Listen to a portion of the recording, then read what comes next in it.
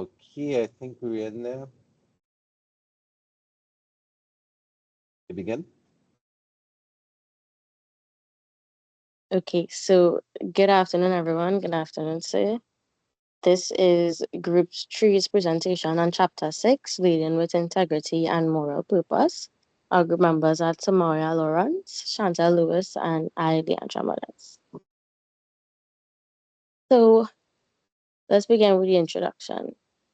Leading with integrity and moral purpose is essential for developing an ethical and effective leadership style. In today's complicated world, leadership is more than just authority or power. It is about directing people with honesty, fairness, and a dedication to doing the right thing. Integrity entails adhering to one's principles and being truthful in decision making and holding oneself accountable for acts. Moral purpose, on the other hand, stresses leaders' obligation to act in ways that benefit others while encouraging justice, respect, and social good. This chapter will look at how leaders may reconcile their own convictions with the demands of their teams and communities, creating settings in which ethical principles drive individual and communal achievements. I will now hand you over to Tamoya. Moral purpose.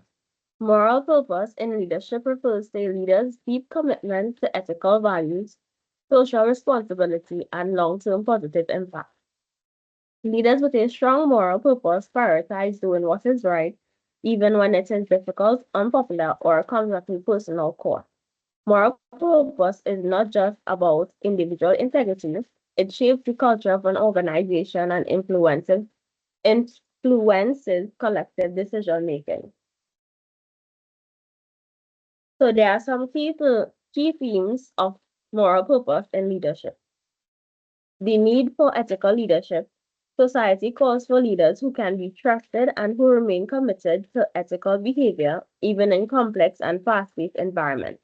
Leading with moral purpose requires creating and sustaining ethical environments by rewarding ethical actions and engaging in moral discussions. Courage and integrity in leadership. Moral courage is essential for leaders to uphold integrity even when faced with resistance.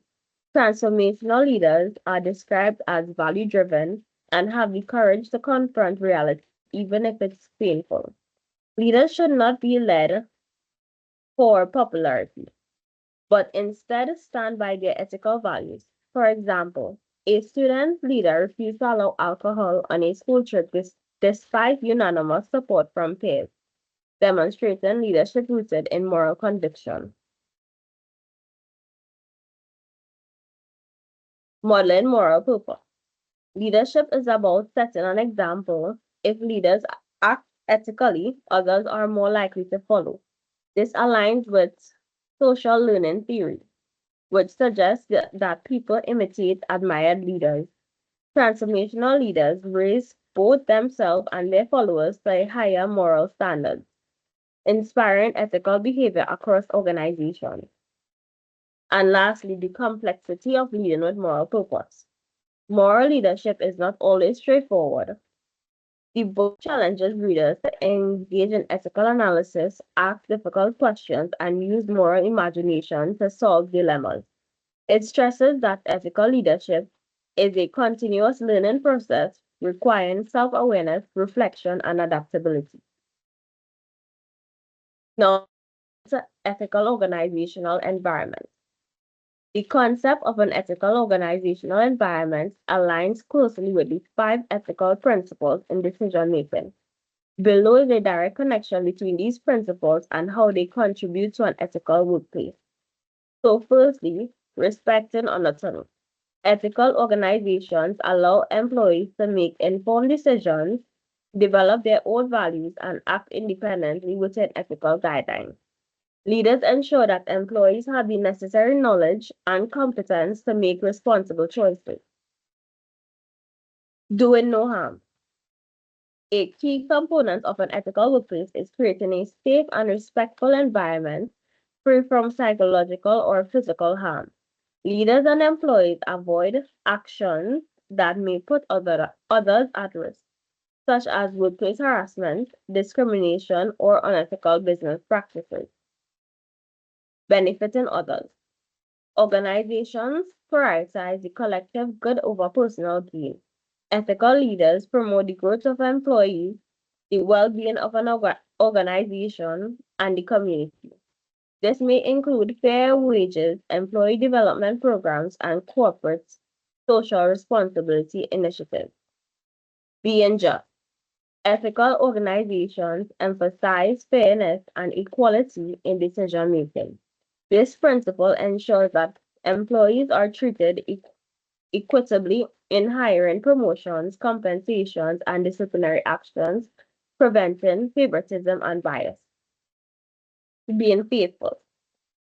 Trust and loyalty are fundamental to an ethical workplace. Leaders and employees uphold their commitments, maintain transparency, and cultivate an environment where trust is built through honesty and reliability. By embedding these principles into policy, leadership behaviors, and company culture, organizations create an ethical framework that promotes integrity, accountability, and trust. Now pass you over to assumptions about ethical leadership. Thank you. Assumptions about ethical leadership. Joanna Chuela, an American philosopher and pioneer in the field of leadership ethics, stated that there are many myths and misunderstandings about good leadership, as leadership is both ethical and effective. Additionally, to further expand on that theory, George Lucas and Eloy Anello in 1995 proposed 8 assumptions about leadership. Question time. So we're trying to make this interactive with everyone. So I'd like to know if anyone ever heard about the 8 assumptions and know what are those 8 assumptions.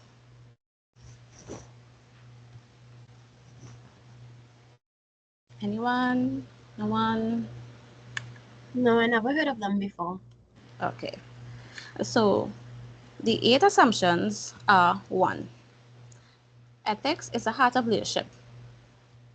Basically, ethics is fundamental in leadership as it is a central issue. Good leadership means effective leadership must incorporate ethical consideration, balancing the means to ends with integrity to achieve a goal. 2. All leadership is value-driven.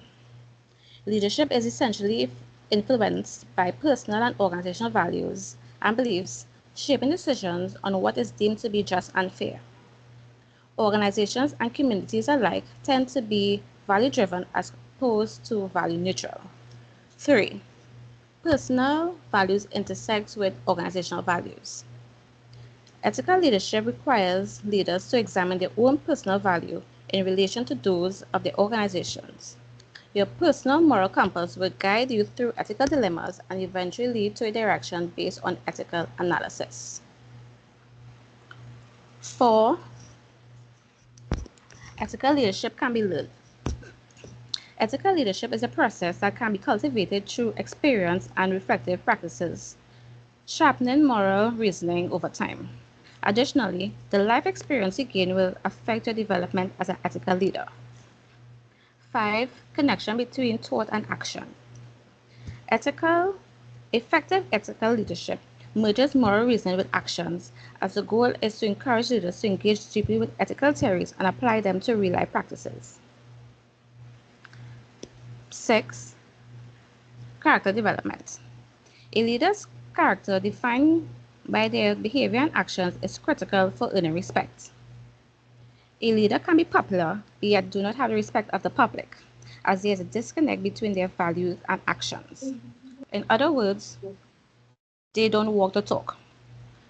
Basically, a genuine ethical leadership requires an alignment between one's values and one's action. 7. Ethical leadership is a shared process. Ethical responsibility is collective, expanding beyond positional leaders to members of all levels in the organization, promoting empowerment and collaborating around ethical decision making. Leaders and participants share the responsibility of advancing core organizational value and of doing the right thing. And lastly, 8, everything we do teaches. Role modeling and the actions of a leader and members serve as powerful examples for ethical behavior to influence and shape the ethical climate in families, organizations, and communities. Essentially, we learn watching others and in turn make judgments about what is acceptable and unacceptable behavior. Cultural assumptions. Ethics exist in cultural contexts. They are culturally bound or culture specific. There is no universal agreement on what behaviors or practices are considered appropriate, legal, ethical, or moral across cultures. An example of this is the legal drinking age. We know here in Trinidad and Tobago and other European countries the legal age is 18 years old, as compared to the USA, which is 21 years. Another example is women and their rights and obligations, or lack of, in Middle Eastern countries as compared to women in Western countries. However, some might argue that there are indeed universal moral values, like Rushworth Kidder.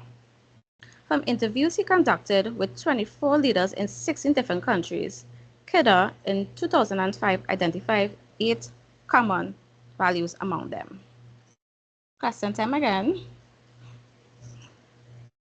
Anyone ever heard about these values or have an idea what are the common values in leadership?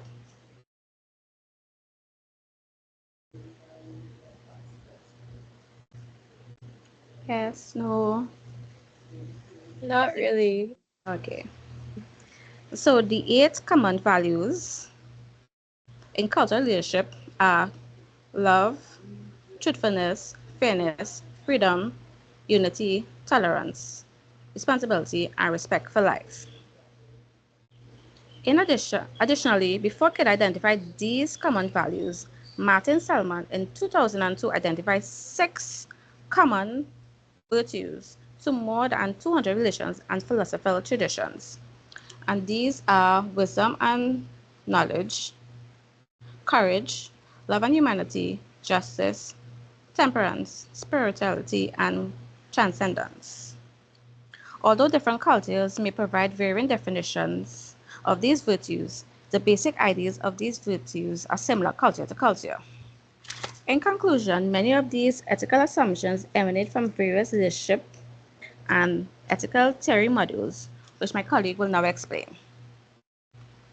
Ethical decision making modules. So, in highly ethical organizations, members take shared values seriously and don't hesitate to talk about them. Company leaders are committed to an act on the values. Leaders consistently back the values, use them when making choices, and determine priorities when ethical obligations conflict with one another. This exhibit outlines 5 ethical principles in decision making that are essential for ethical leadership and organizational integrity. So, firstly, we have respecting anatomy. But before I start, I would just like to preface that even though an ethical organizational environment and ethical decision making modules are related, but they are distinct concepts. An ethical organizational environment refers to an overall culture, policies, and leadership behaviors that promote ethical conduct within a workplace. It is shaped by the 5 ethical principles: anatomy, non-maleficence, beneficence, justice, and fidelity. While ethical decision-making modules, on the other hand, are structured frameworks that individuals or organizations use to evaluate and resolve ethical dilemmas systematically. These modules help guide ethical choices when facing complex situations. So, firstly, respecting autonomy. Ensuring individuals have the freedom to make informed choices as long as they are competent to do so. Leaders must balance autonomy with responsibility, recognizing that freedom is not absolute but guided by ethical and legal considerations. Two, doing no harm, creating a safe and supportive environment where psychological and physical harm is minimized. This principle encourages leaders and members to be mindful of the consequences of their actions on others. 3. Benefiting others. Prioritizing the well-being and success over the organization over personal interest. Ethical decision making should focus on the actions that promote growth, fairness, and positive outcomes for the entire group. Fourthly, we have being just, which ensuring fairness and equality in decision making processes. This principle calls for treating individuals impartially and upholding ethical standards in resolving conflicts or disturbing or distributing resources. And lastly, we have being faithful, fidelity, maintaining trust, loyalty, and commitment within the organization. Keeping promises and acting with integrity strengthens relationships and fosters a culture of reliability and trustworthiness. Now pass you over to moral development.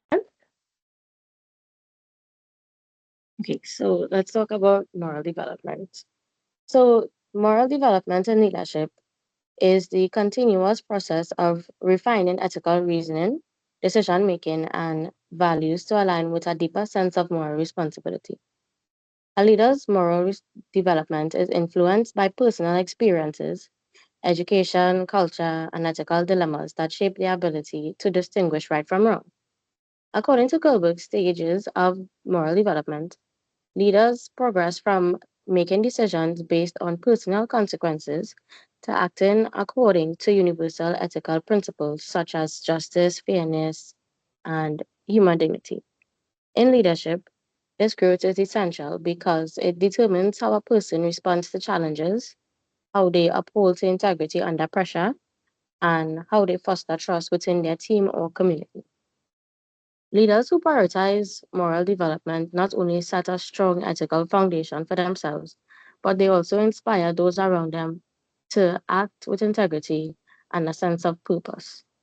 By continuously reflecting on their values and the impact of their decisions, morally developed leaders create positive change and uphold the ethical standards necessary for long term success. Now let's get to the stages.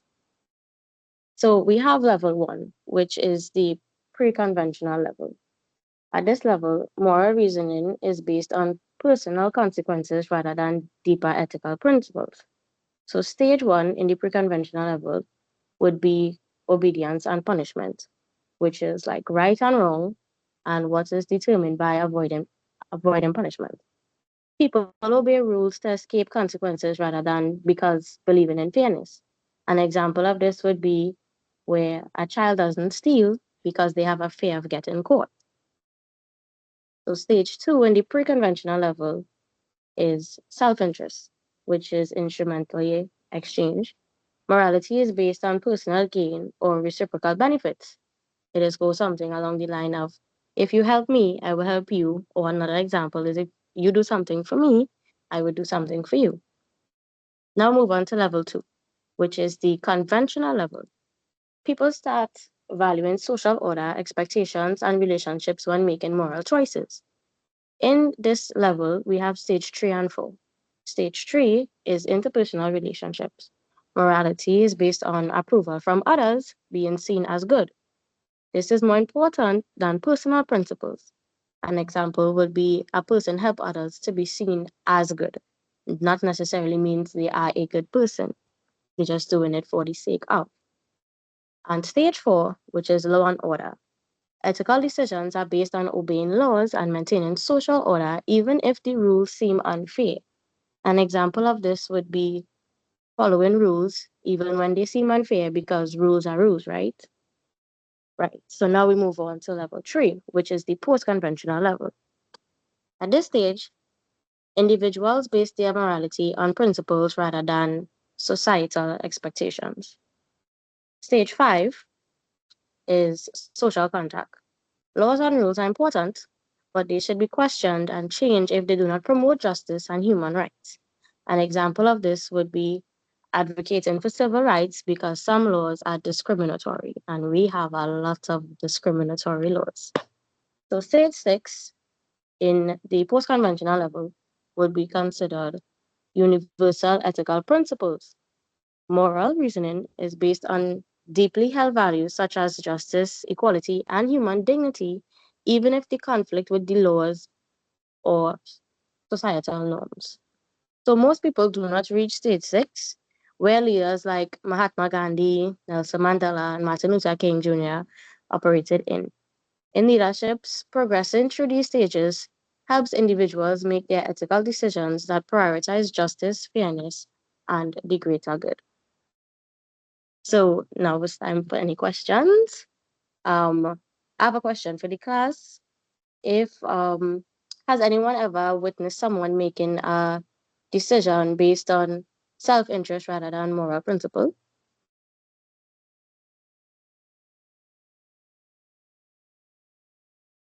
Anyone? I feel as though I have seen a few people do that. Right. And Yeah. what was the outcome? The outcome was that not everybody was happy and there was a big outburst. Right, right. So we have that. Now we move on to ethical leadership and toxic leadership. So leadership can either uplift or harm individuals and organizations depending on the leader's values, behaviors, and their decision-making process. Ethical leadership is rooted in integrity, fairness, and a commitment to the greater good, right? While toxic leadership thrives on manipulation, self-interest, and harm to others. So let's talk about ethical leadership first. So ethical leaders prioritize honesty, they prioritize transparency, and they respect their leadership style, right? They lead by example, making decisions based on moral principles rather than personal gain. These leaders foster trust, collaboration, and a positive work environment, ensuring fairness and accountability in all interactions. Ethical leaders also take responsibility for their actions and encourage open communication and seek to develop others rather than to exploit them in a toxic way. Some key traits of an ethical leader would be integrity and honesty, fairness and justice, as we see, empathy, respect for others, taking accountability, taking responsibility, and they have a commitment to moral principle over personal gain, right? That's what an ethical leader should and would do. An example of this is when Nelson Mandela led with integrity and a commitment to justice when he tried to untie um, the South African people through ethical leadership, right? So I have another question. Does anyone know any other leaders who lead with integrity?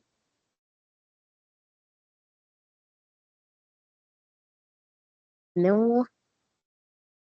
Yeah. Tracy Ann?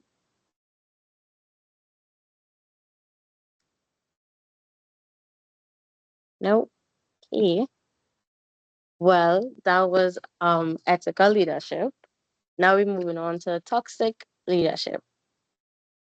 So toxic leaders, on the other hand, operate through fear, they operate through control and self-interest. They manipulate, they exploit, and they prioritize personal gain over ethical considerations. These leaders often create hostile and high stress environments, leading to low morale and a high turnover in the long term to damage organizations and their communities. Toxic leadership is marked by dishonesty and favoritism and a lack of accountability, with decisions often made to maintain power rather than serve the greater good. Some traits of a toxic leader: they often like to manipulate, they are deceitful, they lack empathy, and they lack concern for others. They like to abuse their power and their authority. They like to blame others instead of taking responsibility, and they prioritize personal ambition over ethical values. An example of this toxic leadership would be where leaders like dictators or corrupt CEOs who prioritize control and profit at the expense of ethics. So, the impact this could have on organizations and society, where ethical leaders would build trust and foster innovation and create sustainable success, whereas the toxic leaders would damage reputations and it would lead to unethical practices and ultimately cause failure, right? So great leaders choose ethics over ego, prioritizing fairness, justice, and positive impact. Toxic leaders, in contrast, focus on power and control, often at great costs. The choice between ethical and toxic leadership determines whether a leader creates lasting change or leaves behind destruction. So now we're moving on to aligning personal goals with organizational goals. Anybody have any questions before we move on? Can you guys hear me now? Yeah. Okay, I had to log on from another device. I was going to say for you before you move forward, sorry. I was going to answer before the question that was asked. Oh, you can still answer. If we knew of any leaders that lead with ethics, that was the question. Mm-hmm. I was going to volunteer my pastors of churches usually do. Yes, we see some of them because they Right. lead congregations. And we see some of them fall. That's the case with many leaders, but my pastor, I would volunteer as one who I see as an example embodying these principles. Okay. Right. So now we will move on with aligning personal goals with organizational goals. So aligning personal morals with organizational goals is crucial for fostering trust and integrity in the long-term success in any workplace, right? When employees and leaders share ethical values with their organization, they are more engaged, they're more motivated and committed to the ethical decision making. Companies that prioritize ethics create positive work environments, they maintain strong reputations and outperform those that focus solely on profit. To achieve alignment, individuals must understand the company's mission to evaluate ethical guidelines and engage in open discussions about values. Ethical leaders set the tone by modeling integrity and fairness, while employees should reflect on how their core beliefs and establish boundaries when conflicts arise. However, when organizational goals contradict personal morals, such as being asked to compromise ethics for business success, employees face ethical dilemmas that test their integrity and professional commitments. Navigating these challenges require thoughtful decision making, open dialogue, and in some cases, the courage to challenge unethical practices or reconsider one's role. Ultimately, when personal and organizational values align, individuals contribute to a more ethical, sustainable, and fulfilling work environment. We will now move on, and I will hand it over to Chantel.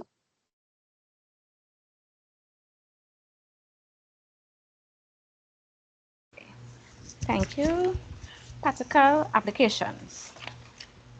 As my colleagues previously discussed, ethical decision-making models encourages people to work through dilemmas with a moral purpose in mind and provide frameworks with which to guide decision-making and analysis. Kidder, who was mentioned earlier, defined tough choices as those that pit one right value against another. He also went on to state that the real tough choices then do not center upon right versus right. With that in mind, Kidder provided a framework for examining right versus right dilemmas using a four-dilemma paradigm model. Right, the four dilemmas are justice versus mercy, which is fairness and equity conflicts with compassion, empathy, and love. Short-term versus long-term, which is immediate needs run counter to future goals. Individual versus community, self versus others, or small groups versus larger groups, and third versus loyalty. This is honesty competes with commitment, responsibility, or promise keeping. Furthermore, these dilemmas respect values that collide with each other and may not always work in real life scenarios.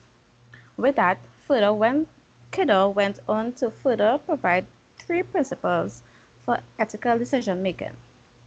And these are ends-based ends-based thinking, known to philosophers as Unitarianism. This principle is best known by the maxim, do whatever produces the greatest good for the greatest number. Rule-based thinking. This principle is known as the categorical imperative. Rules exist for a purpose. They promote order and justice and should be followed. Follow the principle that you want others to follow. Stick to your principles and let the chip fall where they may. And care-based thinking. Putting love for others first. It is most associated with the golden rule, do unto others as you would have them do unto you. These 3 principles can be applied in examining dilemmas as you begin to work through their complexities and then decide the right course of action. In conclusion, leading with integrity and moral purpose is a complex process and a continuous journey that includes the moral development and requires self-awareness, courage, and a commitment to ethical actions by an individual, understanding how their own values and how it influences their decisions and actions. Decisions must align with core values and long-term integrity. Ethical dilemmas test our character, but also defines our leadership. Moral purpose provides leaders to pursue social changes and make a positive impact on the communities.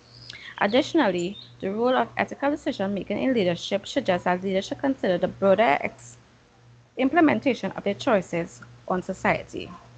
Overall, the significance of integrity and moral purpose in leadership promotes for leaders to be a role model who inspire others to engage in ethical practices and contribute to the greater good.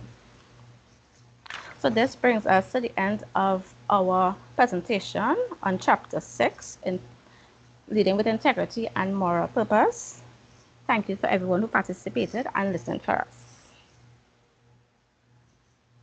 These are our references.